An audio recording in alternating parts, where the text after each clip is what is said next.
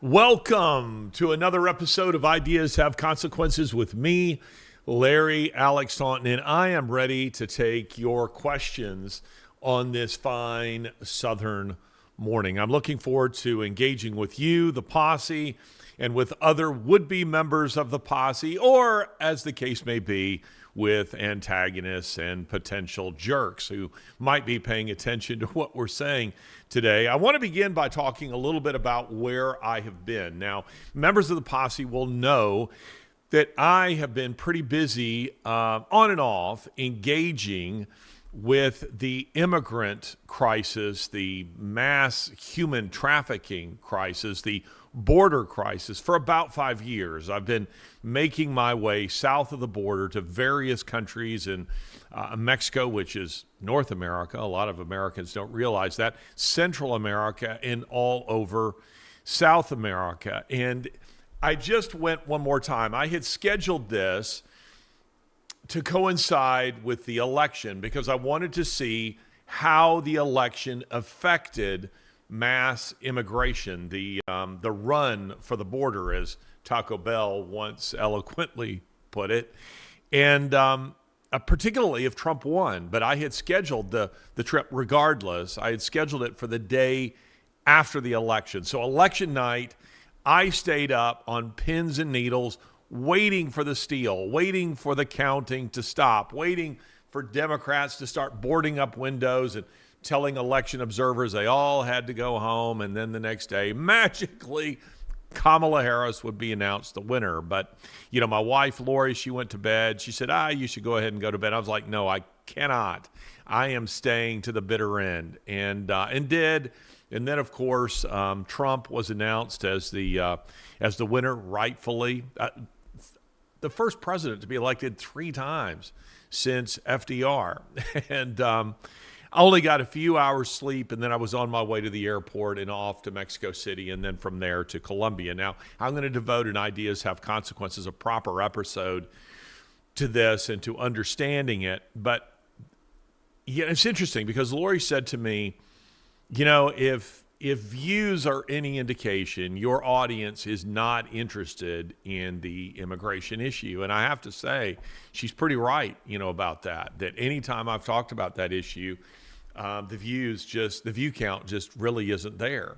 And yet I am determined to talk about this issue. I am determined that you will hear what I have to say on this issue. And it is because I think I am just smug enough to believe that I am about the only person who is going to tell you the truth about what's going on there. We have 2 views on this, and they're very polarized.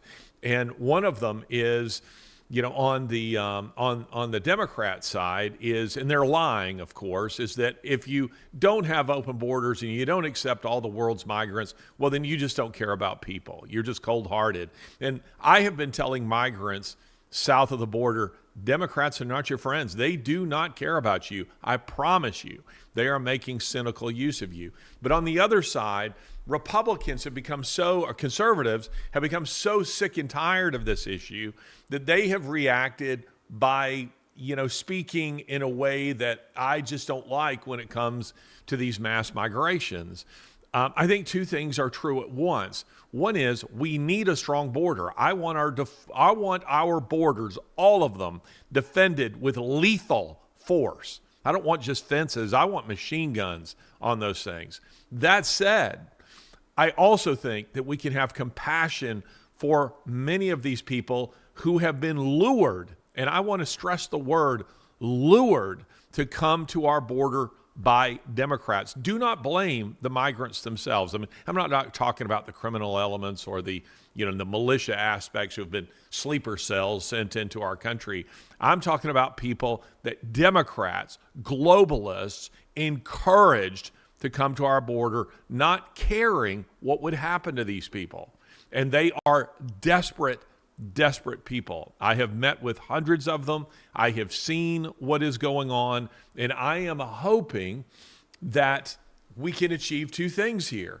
Close our border, defend it with lethal force, have a sensible immigration policy, and help these people stay in their own country. So I do intend to tell you a little bit about that. I'm going to tell you about it in the context of the WEF, the World Economic Forum. Now, if you're observing the places where I'm going and you're wondering what I'm doing, they can all seem like very disconnected threads. But the fact of the matter is they are all a single thread.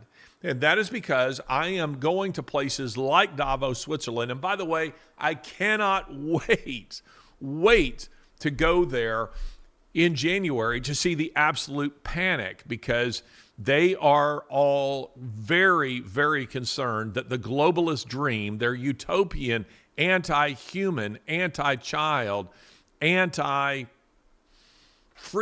agenda is crumbling before their eyes. And let's hope that it is. We hope that over the course of the next 4 years, or possibly 8 or even 12 years, if Vance were to be elected, say in 2028 and 32, which he would be eligible for, we could see the complete destruction of the globalist agenda. We're not there yet, but I am looking forward to going there and seeing the panic in Davos. And I say that because I don't like going to Davos. It's not easy to get there. It's a pain, and there's a spirit about the place that I really hate, at least during the World Economic Forum, in spite of the fact that it's a very, very beautiful place to be. But you see, that is connected.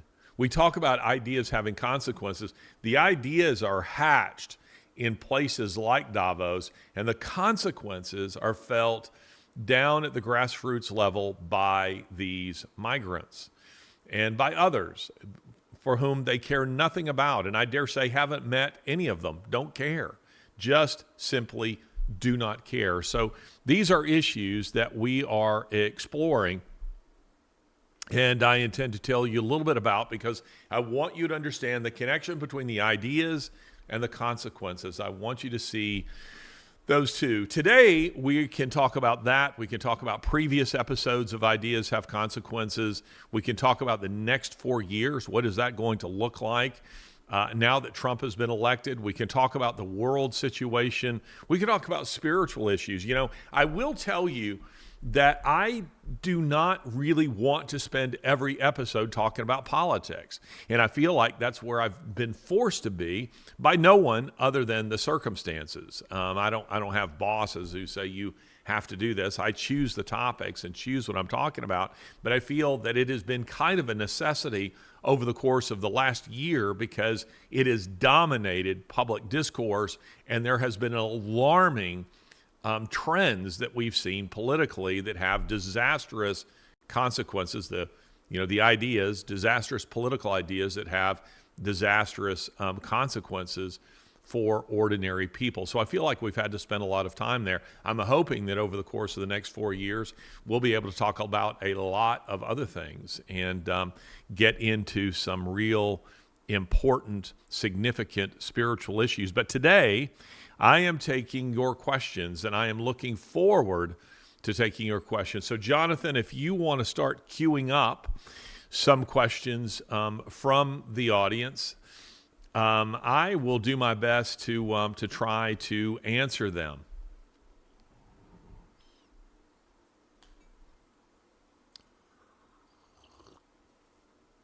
All right, JB asks, it was cool to see you so excited about Trump's election night victory.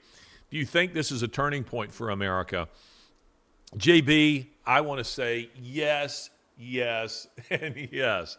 Yes, I'm still pumped. I am still riding on a cloud. Now, let us hope that Republicans the Trump administration does not blow this opportunity, that rhinos do not blow this opportunity. I don't want to see guys like John Thune, for instance, blow this up. I am hoping, I will remember way back in, I think it was 1994, Newt Gingrich's contract with America. Some of you will be old enough to remember that. And the contract with America was a huge success initially when it came out of the gates, and gave Republicans control of Congress, and they did nothing. And it was so deflating. There was this sense that somehow the Republicans themselves that Democrats had dirt on them or something because they didn't have the courage of their stated convictions. And we saw very little happening. I hope that does not happen this time. So for now, I am excited. I am cautiously optimistic, but we have to continue to hold our elected representatives accountable. And that means right now. I mean, we've seen cheating still going on in places like Arizona and Pennsylvania. That crap has to stop. It has to stop. But do I believe this is a turning point for America? I believe it certainly can be.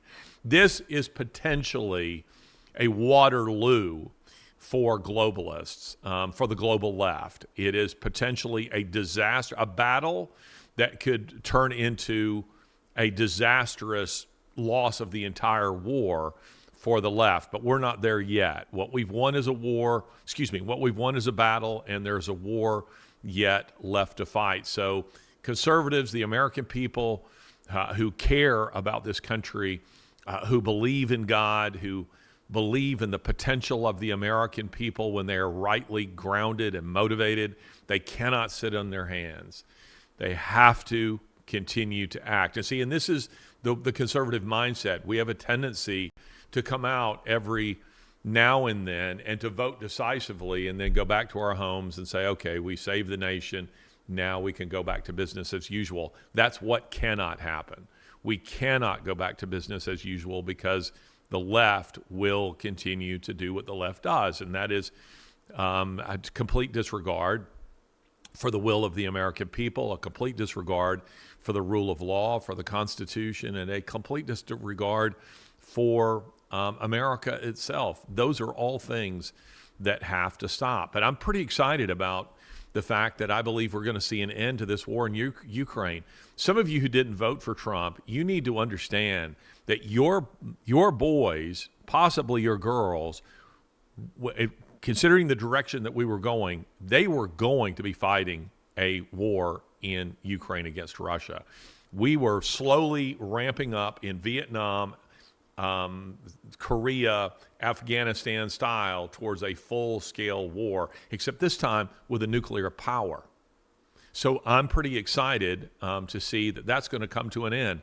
I'm pretty excited to see that immigration, this mass immigration, is going to come to an end. I can tell you, I'll just tease the topic by saying this. The migrant camps that I visited about maybe 4 months ago, which were pretty full, are already a fraction of the size that they were before the election. And even though Trump hasn't taken office and won't until January 20th of 2025, migrants are already turning back because they can see the writing on the wall. I'm pretty excited about mass deportations. Yes, I do care about what happens to these migrants, and yes, I am excited about mass deportations. They need to happen. Both things can be true.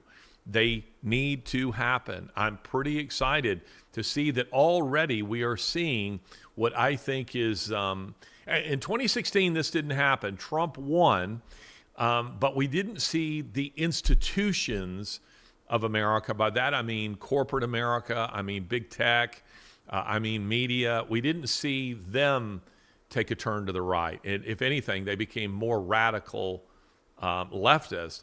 I think this time we are going to see institutions turning towards the right. We're going to see an institutional change in media, in elements of big tech, not in Google, and in the culture and things like movies and education and things of this nature.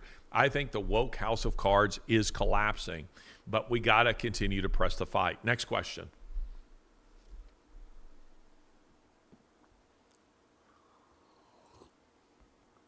Scott Schaefer asks, is Matt Gaetz going to make it? I don't know. I really don't know. And quite honestly, I'm not even sure how I feel about it. His is the nomination that I am the least excited about.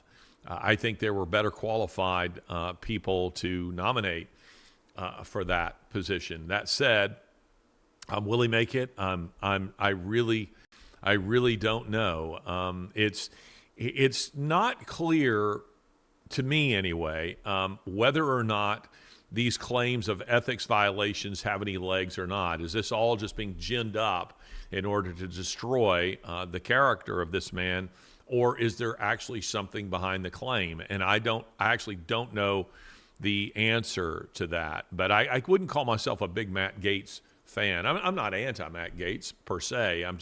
I can't say that I'm all that excited about his nomination. Next.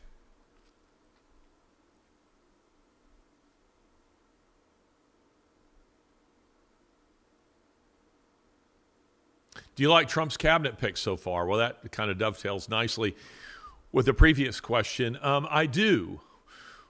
Some of them I'm quite excited about. One that I'm really not so sure what I think about is Kristi Noem for Homeland Security. A few years ago, you could probably find me in an interview somewhere saying that Kristi Noem was a rising star in the Republican Party. I saw her at one point, just a few years ago. I saw her as the female version of Ron DeSantis. As a strong governor, she was somebody who stood very strong throughout COVID. She's attractive, she's articulate, young. She seemed to have everything going for her. And then all of a sudden, the wheels kind of came off. She started doing, I don't know if she's having a midlife crisis or what happened, but she started doing very strange things. She was doing this odd, promotion for a dentist. Teeth whitening and all that. She went and clearly had, a facelift which she didn't need. It's a very strange thing to do there. But what troubles me most is she collapsed on the transgender issue of men participating in female sports pretending to be women. She could have signed legislation which would have outlawed that in her state, and due to corporate pressure, she gave in. That bothers me, and it bothers me a lot because it says to me that when pressure is applied to her in her position as the chief of Homeland Security, she'll collapse again. She'll cave again, and the pressures are going to be much greater there than when she is governor of the state of South Dakota. So that is one that concerns me a little bit. I love Homan, the border czar. I love that guy. It's like we've appointed, John Wayne to secure our borders. I like him quite a lot. I like the fact that he's very plain speaking, that he's very clear about what he wants to do, and that he doesn't pussyfoot about it. He's just very, very clear on the issue. I've enjoyed watching him in interviews and the things that he's had to say. And he's pretty clear on his mandate, what his job is. I say this to young people all the time, but it's worth saying here.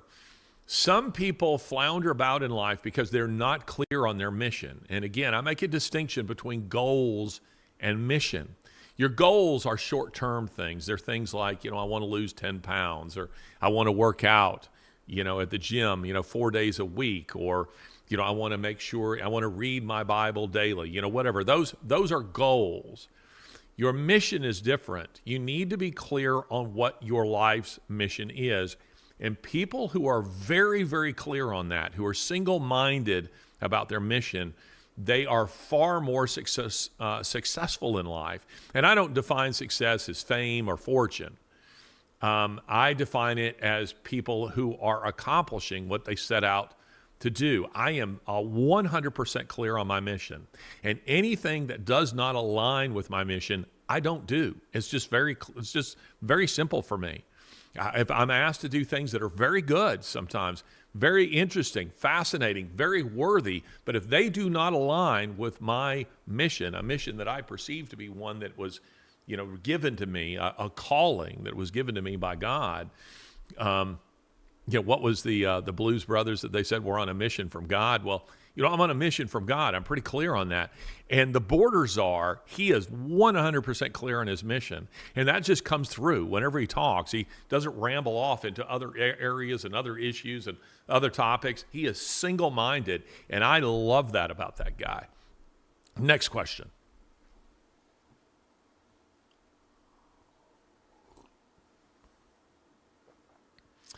From Eve of the West, Bond, meaning James Bond, how big of a threat do you think it is for Trump to be taken out prior to January. I think assassination is a very real threat. I saw that picture that's become a meme that's going all over the place that shows RFK, Donald Trump Jr., Donald Trump and Elon Musk all on a private jet eating McDonald's, and those are pretty funny.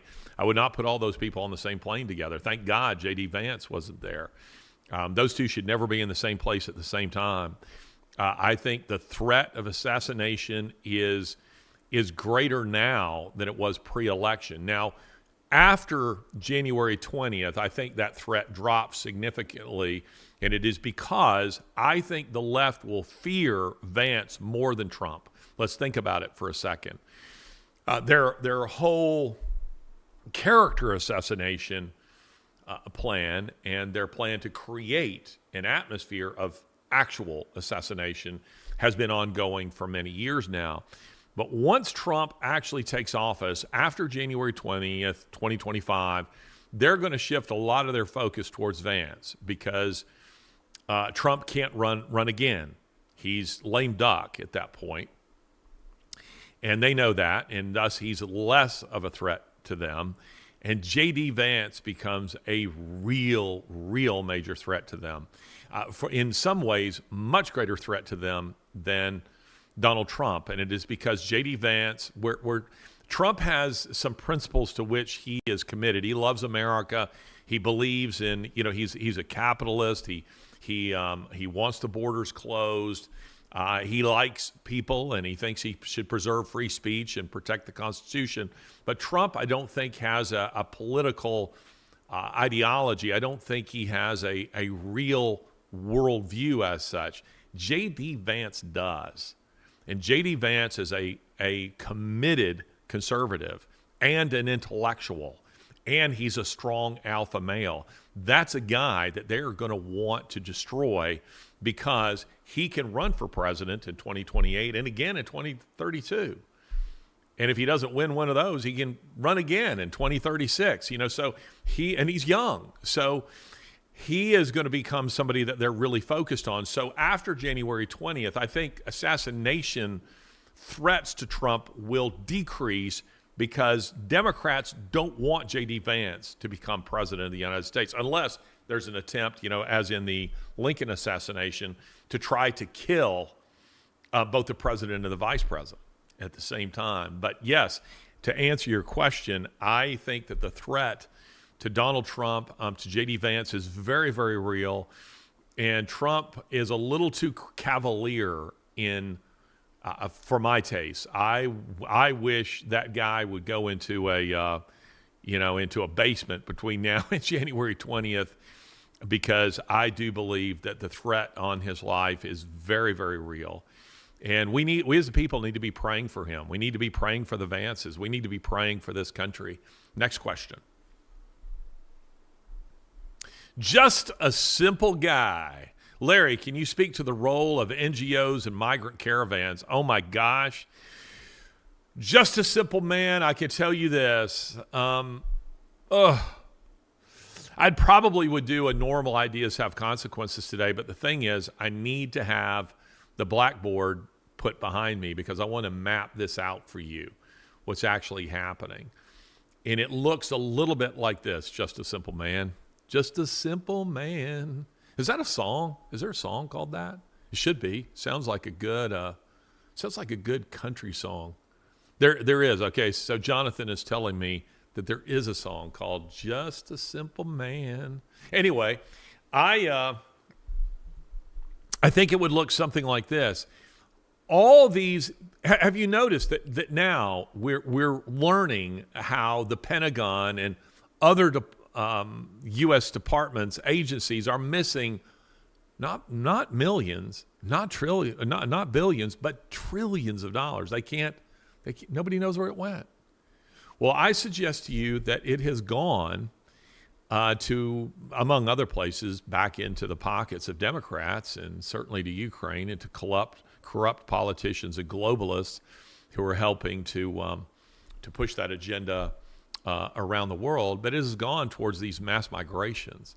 And so the Biden administration has been using the UN and NGOs to move these migrant caravans from all parts of the world into the United States. And I've seen them.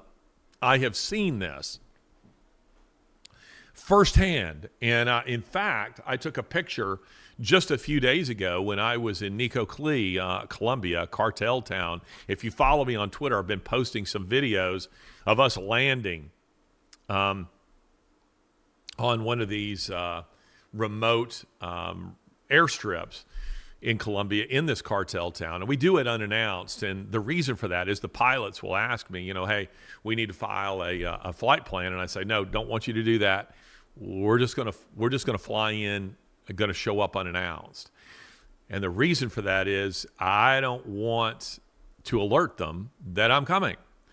And what they do in these on these remote runways, because there's no staff there, watching these runways, so they put livestock out on the runways, or they put some other obstacles. In this case, they put trucks.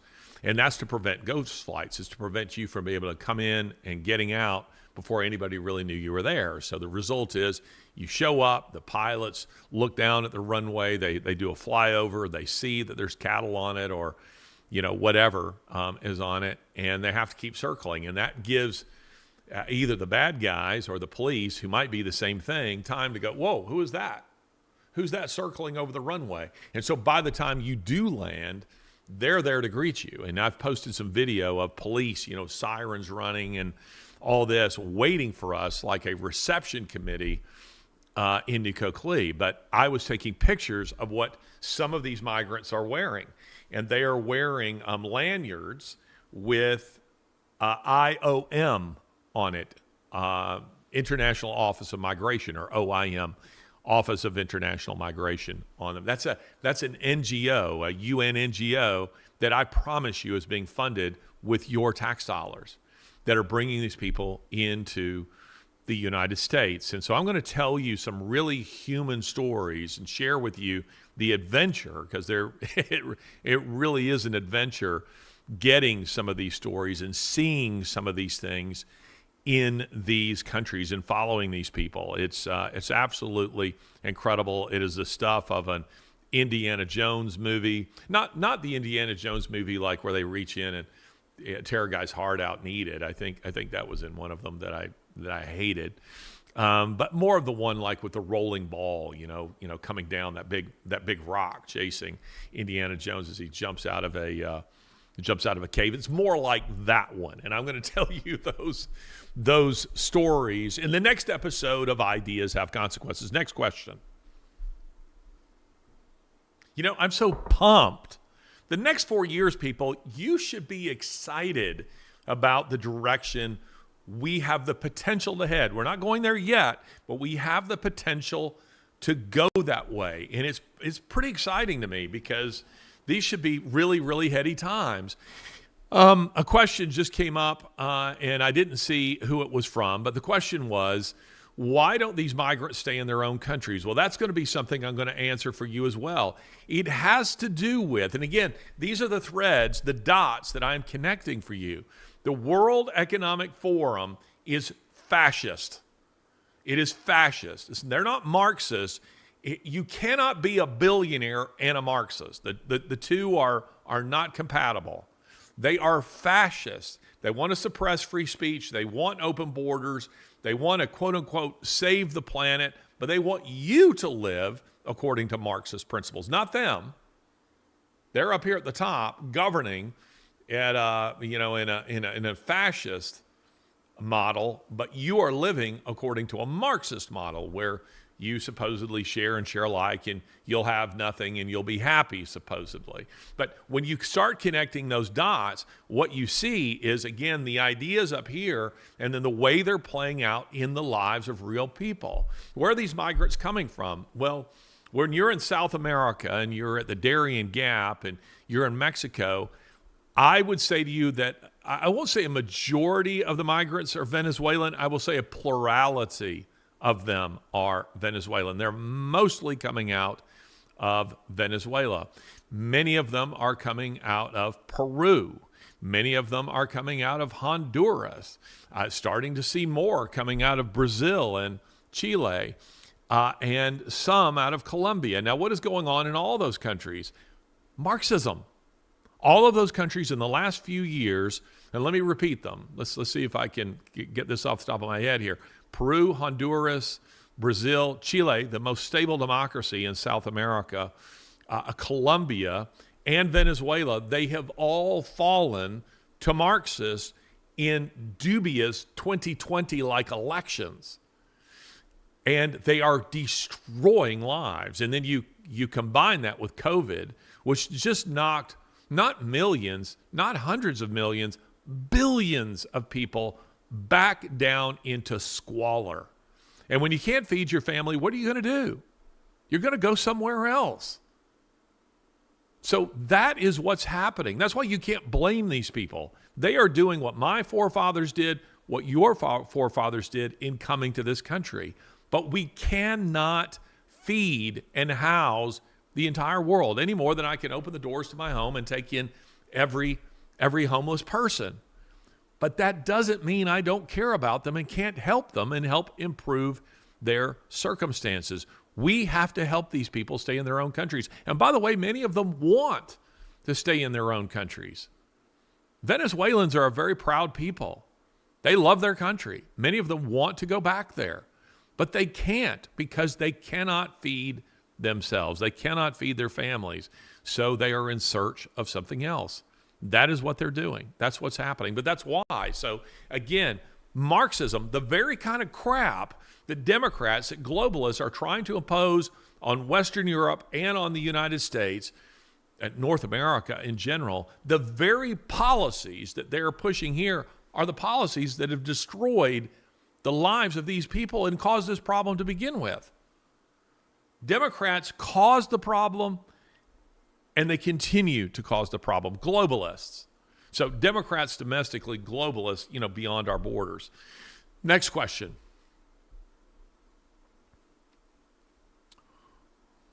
What do I think the next 4 years will look like? I think the next 4 years, I hope they can be awesome. They can be awesome. I think we're already seeing the worm turn, as they say. I think we're starting to see the perverse sexual agenda of the left starting to crumble.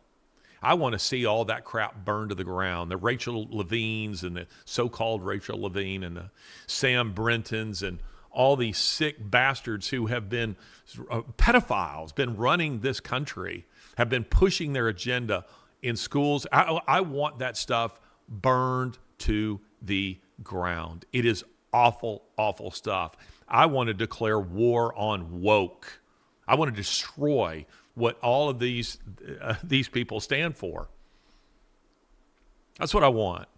And by the way, I don't want revenge. I want justice. General Milley should be reinstated and court-martialed. He is a traitor. By his own admission, by the way. He is a traitor. Anthony Fauci should be tried. I agree with Elon Musk as it relates to that. I am not in favor of a policy of retribution. I leave that to the Lord. Vengeance is mine, says the Lord. And there will be plenty of hell, quite literally, hell to pay when it comes to that. But there must be justice for the evil that we have seen over the course of the last, not 4 years, 8 years. Election rigging, lawfare, unjust efforts to destroy the President of the United States and his family, to pilfer his wealth. This is what Democrats have done.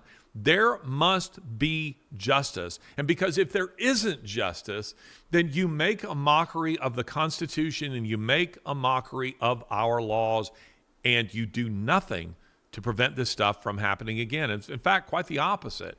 You've basically incentivized it because you're saying to people that there are no consequences for doing these kinds of things to the American people. That stuff cannot be allowed. I think the next 4 years can be fantastic. If we maintain our principles, we don't become like Democrats. We beseech God to act on our behalf. We give thanks. This Thanksgiving should be a wonderful Thanksgiving. People, please give thanks to God. Please give thanks to God for all the good things in your life, and yes, even for some of the bad ones. Thank Him. Thank Him for sparing this country from, a Sodom and Gomorrah kind of fate. That was the direction that we were headed. I think we're also going to see a resurgent 1976 bicentennial-like patriotism that we haven't seen in a long time. You're going to see Americans celebrating and loving their country. And by the way, you're going to see a lot of people who are here in this country legally doing the same thing because they love this country and they want to be in this country. And they recognize the opportunities that it gives them. So I'm hoping those are the things that we're going to see.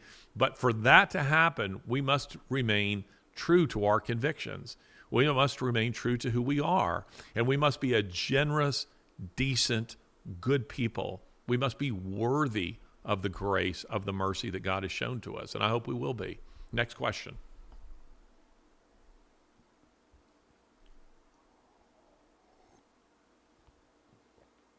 Jason O'Brien asked, do you think the UK will choose socialist EU or free market USA over the next 4 years? It's a great question, Jason.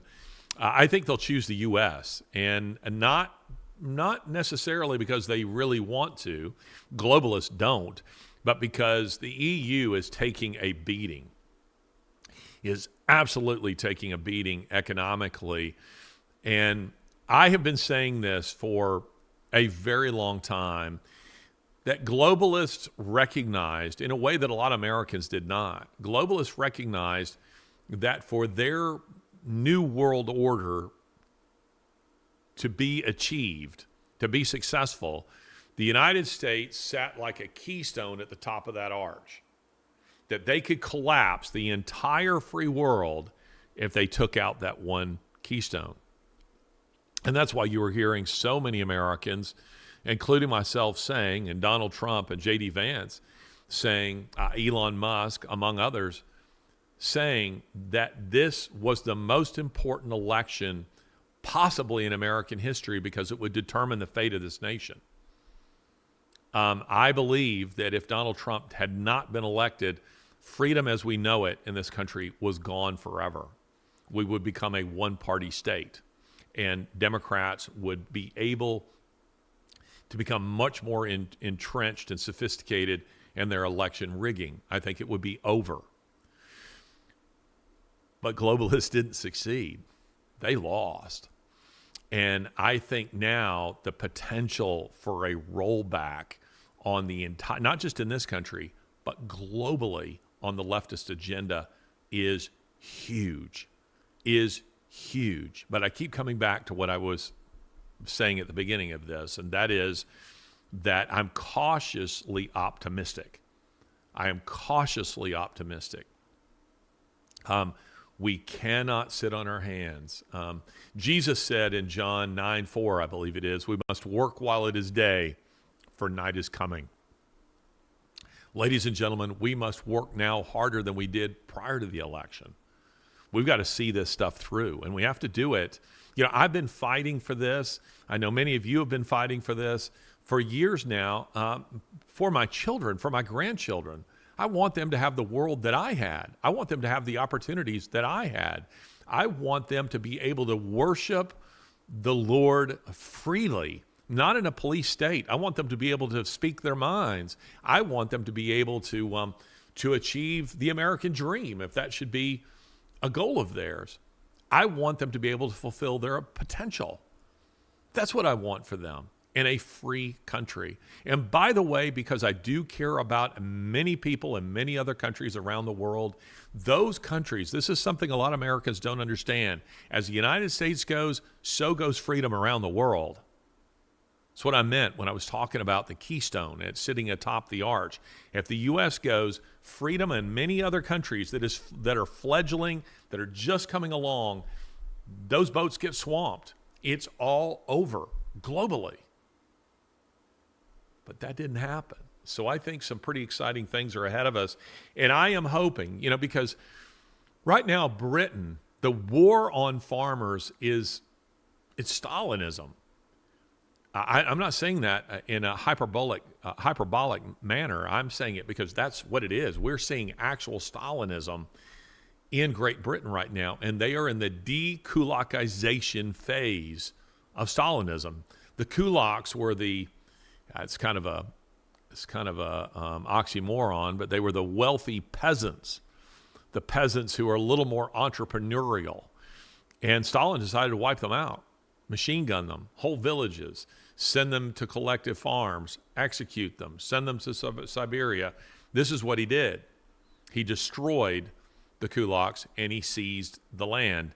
That is what is going on in Great Britain right now. They're not executing people yet. They're forcing them via aggressive taxation and dubious government means to surrender their farms because they want the land. They're trying to take it from white farmers. It'll be owned by somebody overseas, or Muslims will all own it. I don't know, but we are seeing that taking place in Great Britain. They're arresting people. In case you're not aware of this, they're arresting people in Great Britain right now for memes. For memes. That's what's going on there because you're tweeting things that they don't like.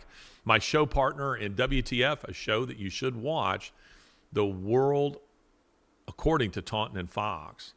That's what that means. Whenever you see WTF, don't let your mind go into some, potty language. That's not what it means. When people say WTF, they mean our show. That's what they're talking about. World of Taunton and Fox. Lawrence Fox, my partner in that show, he lives under perpetual threat of arrest because he is the face of a movement. He is the head of the Reclaim Party. And they want to do away with him because they don't like what he's saying. So he's having to deal with that crap all the time. I think that now that Trump is coming into office, I believe that you're going to begin to see some of this stuff in the UK starting to be rolled back. And that is because, as J.D. Vance recently said, just speaking in terms of the war in Ukraine and speaking in terms of free speech, he said that if Europe continues to suppress free speech, specifically with X, with Twitter, that the United States would withdraw their support from NATO. I mean, that is a heavy, heavy threat, and I think he means it. So I think you're going to see more of those types of threats against the EU in general, against the UK, which never really achieved Brexit. They did everything they could to defeat the will of the people with Brexit. 2016, the British people said, we want out of the EU. It still hasn't really happened. And that's because they've used lawfare. They have used a bureaucratic nightmare to prevent it. Next question.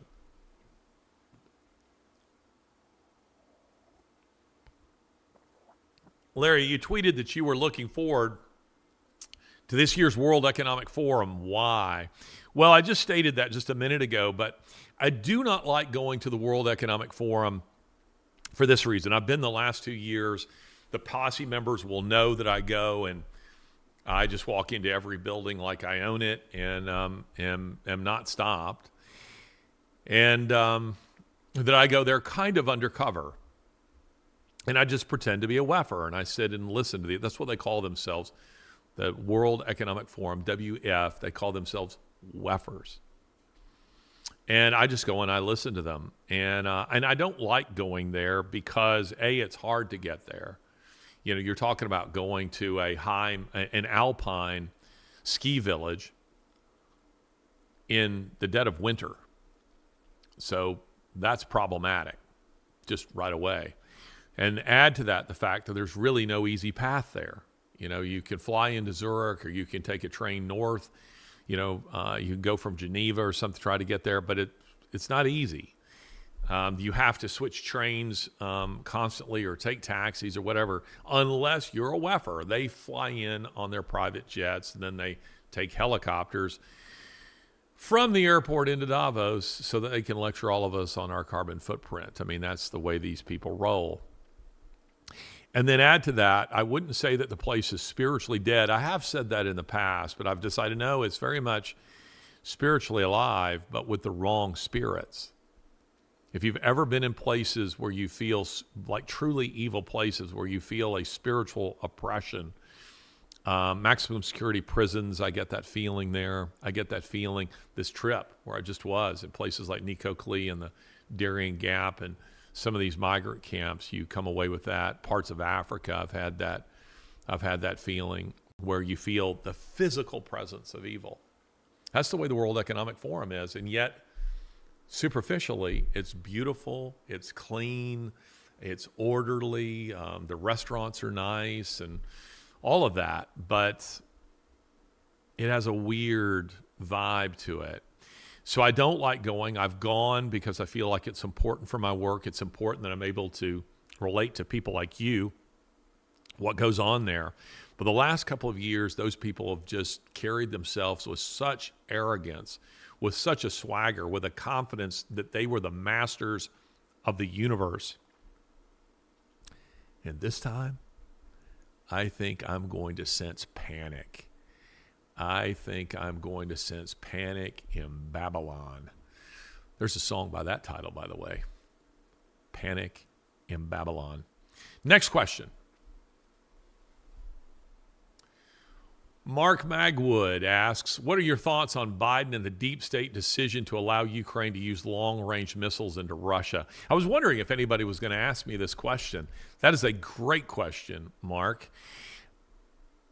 I think that it is an effort to escalate the war and thus continue the war, force Trump to continue the war that he has announced he plans to end. So I think Democrats are trying their best to force Trump's hand. So they're going to pick the fight just as they're leaving office. And then Trump is left with this mess. I mean, it's already a mess. I mean, you have this war with Ukraine, which we provoked. We provoked this war. We wanted this war. And so suddenly Biden says, hey, we're going to lob some missiles directly into Russia. So I think that that's what they're trying to do, trying to escalate the war and leave Trump with a problem that he can't really get out of, that he has to continue the war because they want perpetual war. And they want to topple Putin. But Putin isn't stupid. He isn't stupid. He's corrupt, but he's not stupid. And I think Putin will know, if I can hang on for the next 2 months, isn't it about 2 months? Yep, 2 months and a day. If I can hang on for the next 2 months, Trump is going to end this. He's going to end this war. So I don't think that that Putin will take the bait. Now, it could be that Democrats plan to escalate still further beyond this, maybe even sending U.S. troops. Something that does force Putin's hand, forces him to retaliate and to meet the escalation. But hopefully Putin won't fall for that, and that he will just bide his time, knowing that this is all going to come to an end when Trump comes to office. But that's what I think is trying to happen there. And by the way, if you want to really know my understanding, my nuanced perspective of this war, I've done at least a couple of podcasts on this issue. So let me say this. Some of you have come after me, in the comments. Don't bother. You're not going to make a dent in the way I perceive this. I've been in Ukraine, 7 to 10 times. I've been there a lot. I've dealt with the government. Ukraine is a hellhole of corruption. It is. This war isn't about democracy. That's just to sell you on it. Ukraine isn't democratic in any meaningful way. Ukraine isn't free in any meaningful way. And then somebody will turn around and say, you must be pro-Putin. Not at all. Russia is equally corrupt. And maybe the most corrupt party in this menage a trois of a war is my own country, the United States. We provoked this war. We wanted it. And we are using, to quote Lindsey Graham, we will fight Russia to the last Ukrainian. We are prepared to use Ukraine. We are using Ukraine as a proxy to fight a globalist war. This is a globalist agenda. They don't mind that Putin is corrupt. They don't mind that he doesn't allow free speech or that he bumps off journalists. They don't mind that he's essentially a mafia boss. None of that offends them because that's who the globalists, that's who Democrats are. What offends them is that Putin is not on board with the globalist agenda, and thus they want to get rid of him. That's what they're trying to do. That's what this war is about. It is not about freedom. It's not about making the world safe for democracy. Has nothing to do with that. We need to get out of that war. And that doesn't mean, again, two things can be true at the same time. That doesn't mean we don't care about victims in both of these countries. And there are loads of them in Russia and in Ukraine. I have met them, by the way. I was just last year, I was in Poland, and I was interviewing Ukrainians who were coming, because they're border states. I was interviewing Ukrainian war refugees coming into Poland. And again, that's another thread from the World Economic Forum. The World Economic Forum is very pro-Ukraine war. I sat there and listened to them last year, wax eloquently on it, none of them having actually been there and seen what's going on. So that's what I want to see happen there. But I think that this is an effort. Mark, I think was your name. And thank you, Mark, for being a part of the posse, or hope you will join the posse. By the way to do that is, I think, they can put it up on the screen, I think, is join.larrytaunton.com. Join.larrytaunton. That's TAUNTON.com. Join the posse. We hope that you will become people who are kind of shareholders in this podcast, that you essentially own stock in it, that you are helping us do the things that we do. If you like the stuff that I'm doing, me going to the World Economic Forum, me going south of the border, me keeping an eye on these nefarious people, I need you to help fund what I'm doing to push me forward. You can also go to Fixed Point Foundation's websites. You can go to LarryAlexTaunton.com, and there you will see a donation tab. And those donations are tax deductible. So you can go over there and help fund the work that I do. So, Mark, I think this is an effort to escalate the war. It is an effort to escalate the war and leave Trump with no options, and to try to provoke Putin to retaliate and thus escalate the war still further. Next question.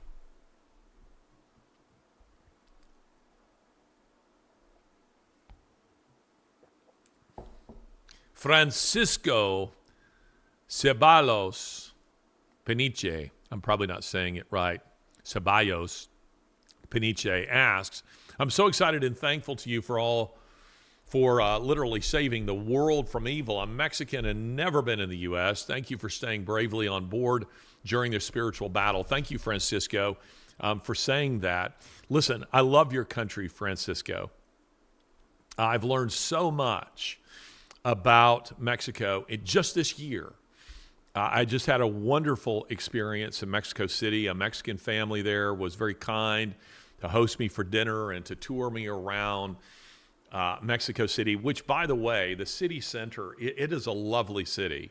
If you're looking for a vacation for your family, go to Mexico City. It's not that expensive to get there. From Houston, I think it's a 2.5 hour flight. And Mexico City, which is, I think, arguably the largest city in the Northern Hemisphere, the weather is great. It's consistently in the 60s and 70s, even in the summer months. The people are very friendly, elegant, urbane, wonderful restaurants. I personally love Mexican food, so I enjoy that very much. There's plenty of nice hotels, a fascinating history.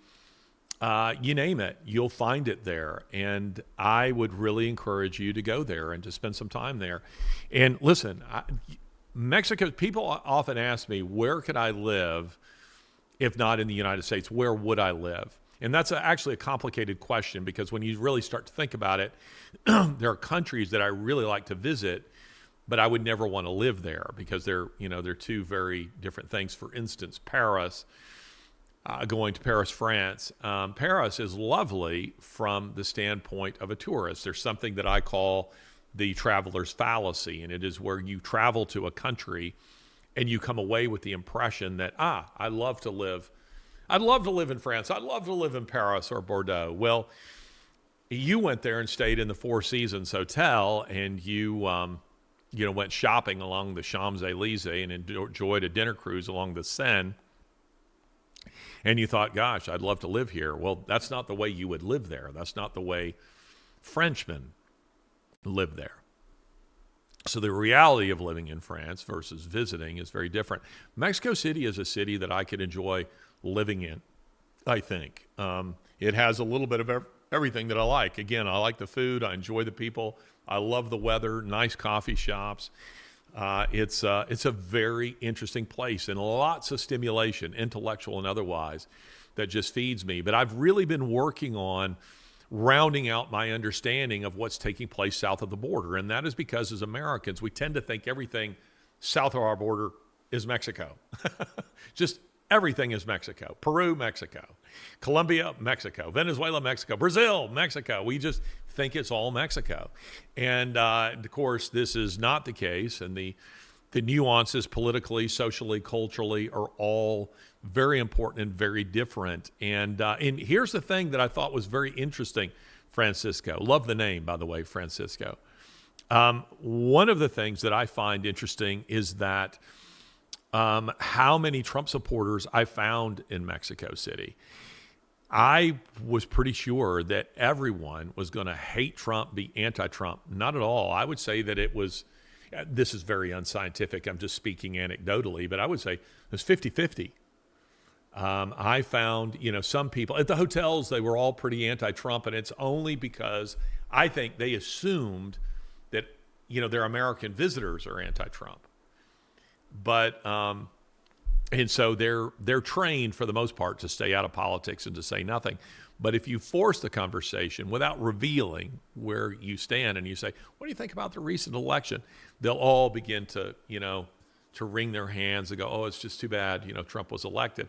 But then when you say, hey, I voted for him, what happens next is actually quite interesting. Either they begin to squirm or they come out and say, well, actually, I was glad that he won. But a lot of Mexicans are strong Trump supporters. And by the way, you should be in Mexico. And you may say, why? Because the U.S. economy is going to start roaring again. That is nothing but good for Mexico. And these migrants that are passing through your country, that train is going to start coming to a stop.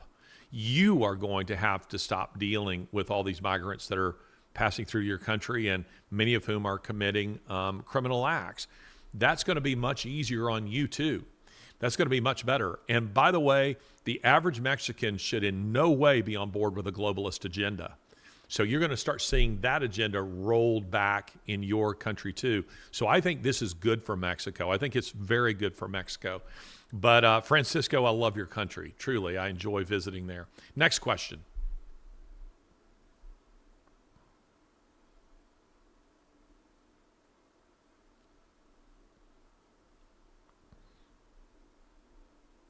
Okay.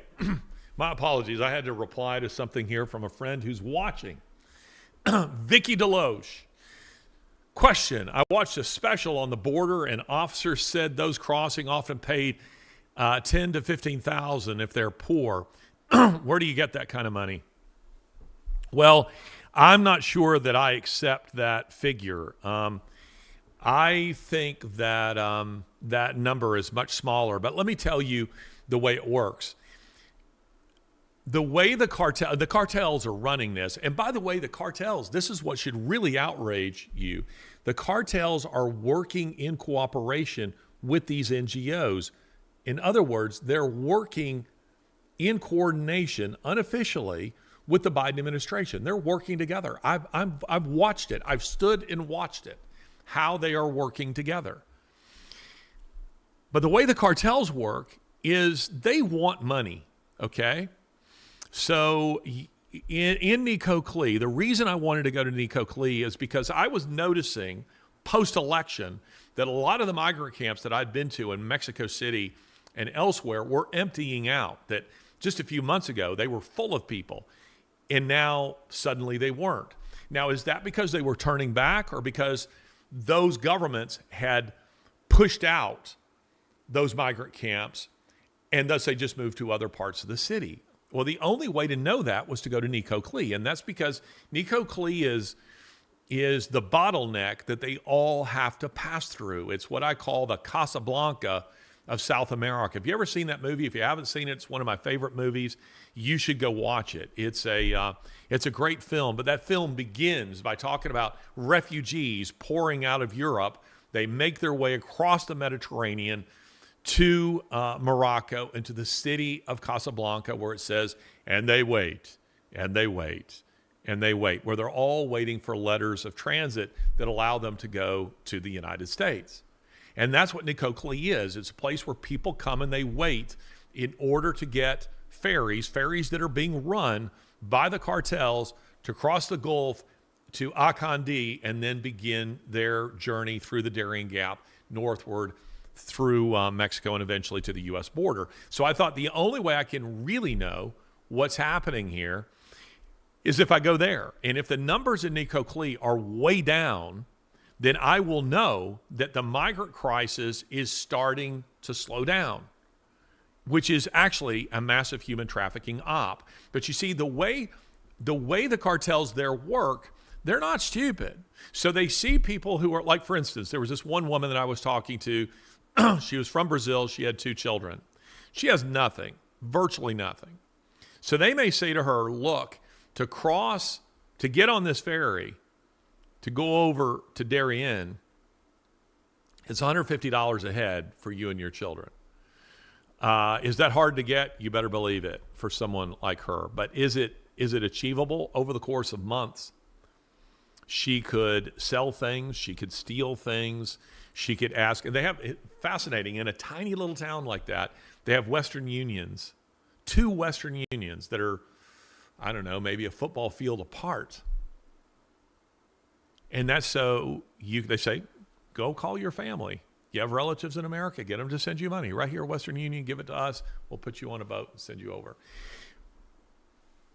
But what they also do is they see the Chinese, that is the cartels, see the Chinese coming, and they have more money. Or say people from India, and they go to them and they say, they don't tell them that it's $150 to get on a ferry. They say it's $5,000 per person because they know they can get it. Get it from your family. Back in China, get it from family in the United States or wherever. It's $5,000 a head. So the cartels, what they're doing is they're sizing up each individual and determining what they think they're able to pay. Venezuelans got nothing. Brazilians, nothing. Peruvians, nothing. Those people, they charge less. Somebody coming out of China, coming out of India, possibly even the Middle East, those are people who might have access to real money, and they charge them. Now, one woman that I interviewed, and this is very sad, this is a story that I will tell in the next podcast, she said that she wasn't charged anything. She said that looking down when she was talking to me. And then I told her, I've been to Nicoclí. She was shocked. I said, I've been to Darien. She was shocked. And she said, well, then you know. And what I know is this, the cartels are not running charities. They don't let you get on a boat for nothing. They don't say, yeah, come on. So almost certainly sexual favors, something was done. She was pregnant. For all I know, she was raped. But there's no way they let her, her mother, and 3 children on a ferry for $0. This is the human tragedy, and it is all being caused by the Biden administration. So does it cost them $10,000 to $15,000? I think not. For the most part, these people do not have any of that kind of money. Some people are paying that, and it's because they can. But these are extremely desperate people. And let me add to this, by the way. Some people are watching this, and I understand why they think this. They see them wearing a Michael Jordan, official NBA jersey, or they see them wearing Nikes or something like that, and they think these people all have money. This is another story that's worth telling you. When you are donating your clothing locally, you think it's going to help local people. Did you know that it is a multi-billion-dollar business to take those clothes, sell them, they're put on containers and taken to the third world where they're sold very cheaply, but they're sold it's a multi-billion-dollar business. So you think you're giving it locally to to some local nonprofit in order to help local poor people. For the most part, that stuff is being put on containers and sent overseas where these people buy it, and they buy it on the cheap. It is a massive scandal, and I'd like to blow the lid off of that as well. Next question. We'll take a couple of more here before we shut this down. Do you think the celebs who said they will leave the country will really leave the country? I hope so. Wouldn't it be wonderful? Yesterday, the Biden administration is just a meme machine that just doesn't stop. Meme, not mean. They're mean too, but they're M-E-M-E. They're a meme machine. And yesterday, Biden's Twitter account, they tweeted this big, what do you call it? Portrait, not landscape photo, but a portrait that shows Biden kind of down in the bottom, quite small, speaking with the Amazon rainforest behind him. And it's huge. And it's kind of a weird looking photo. You're like, you have this lectern that is set up in the jungle with Biden standing there. And I thought the photo was funny. I thought it was kind of a weird photo. Here's a guy who couldn't be bothered to go to East Palestine, Ohio, with that train derailment and the poisoning of so many people there. Couldn't be bothered to do that. Didn't care. This is a guy that cannot be bothered to go to Maui with all that happened there with that wildfire. This is a guy who does not care about the American people, but guess what? He had time to go to the Amazon. He had time to go to the Amazon and to announce that Democrats are all about saving the planet. We already knew this. They are fundamentally anti-human. I keep telling you this. The global left, which includes Democrats, they're fundamentally anti-human. They do not care about people. For them, it is an either or. It's either the planet or us, and they choose the planet. But I thought, it looks like he's in this photo, and I retweeted it and said this, that it looks like Biden is opening like some kind of wildlife, sanctuary. And maybe it's a sanctuary for Democrats who all foolishly said they would leave the country if Trump was elected. Now, by the way, I don't think that many celebrities actually said that. A lot of this stuff is clickbait that you see on social media that says something like, Stephen King said he would leave the country if Biden is elected. How do you feel about that? Those things get tons of retweets. And when I go and search whether or not Stephen King actually said it, I get 0. So he didn't say that. But there are a few who did say it. And I'd love to see them leave the country, like permanently. Like Alec Baldwin did say in 2016, he would leave the country if Trump was elected. And guess what he didn't? He stayed here and he shot and killed someone instead. That's the way they work. They are hypocrites. Next question. Very good. What do you think this election meant for Obama? I'm going to talk about this in the next Ideas Have Consequences. It is the end for Obama, I think. I think this is the complete destruction of the Obama coalition.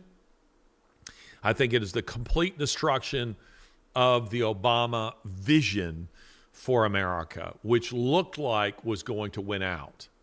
When Trump won in 2016, catching Democrats completely off guard, it was Obama who weaponized government institutions against Trump that prevented him from carrying out a lot of his vision, particularly with a border wall. When Biden was elected, that was Obama's third presidential term, and it looked like he might even have a fourth. But I think this is going to spell the complete destruction of the Obama coalition. And it's because this time, one of the things, to go back to an earlier question, one of the things that Trump is doing this time that he didn't do the first time is that Trump is not choosing deep state types for his cabinet. I think he thought he could come in and work with Washington before. This time he's choosing political outsiders. He's choosing political outsiders to come in to destroy the deep state. He's not coming in this time naively. So I think he has a very different vision, a very different perspective on what he's going to do this time. And I also think that it's going to be very hard for Obama to maintain control of some of these government institutions, which he previously weaponized against a Trump. That's what I think is going to happen. So I think this is the end for Obama. Is that the last question, or is there one more? Hannah Martin asks, should I wear my daddy's home Trump sweatshirt to Thanksgiving dinner with my mother who voted for Kamala? You know, that's very funny, Hannah. I would say no, and I know you're joking, but one of the very evil things that I believe that leftists have done, not just in this country but elsewhere, is that they have turned family members against each other. And the way they've done it is to say that you cannot have any fellowship with anybody who would vote for Trump. You cannot these people are Nazis, they're fascists, all that kind of language and rhetoric, which was false, given the fact that they're the ones who are actually pushing that type of agenda. And I think it's important we not become what the global left is. We're not motivated by hate. I hope we're motivated by love of country, love of God, love for people, not just people in the abstract, the way the left does. They love people in the abstract, just not in particular, the way Dostoevsky put it, but that we actually care about people. I care about what happens to some of these migrants, while at the same time wanting to see a strong immigration policy and a strong border.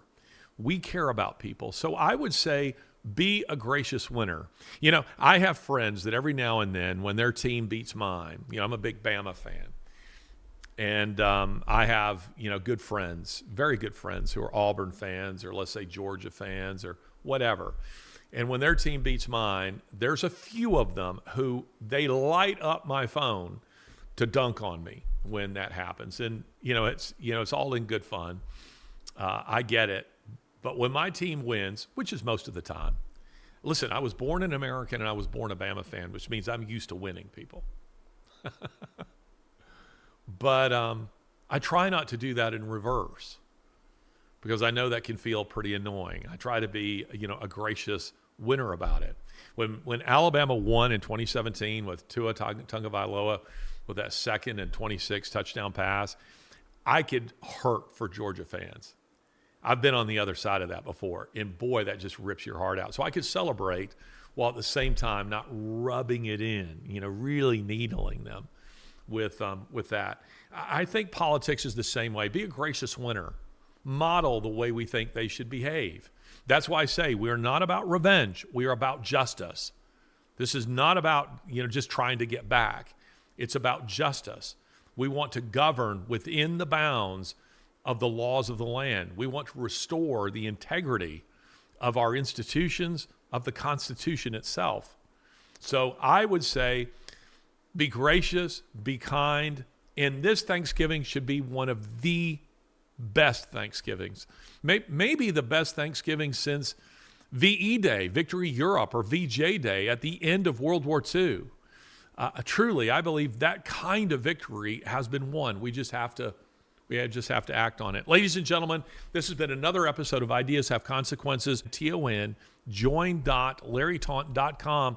Join the posse. It's like the cost of a Netflix subscription, except rather than funding all the Netflix crap, you're funding good conservative programming over here. We need your help. I need your help. So please join us there and tune in this Friday for the next episode of WTF, World of Taunton and Fox, with my good friend Laza Fox. You guys have a great day.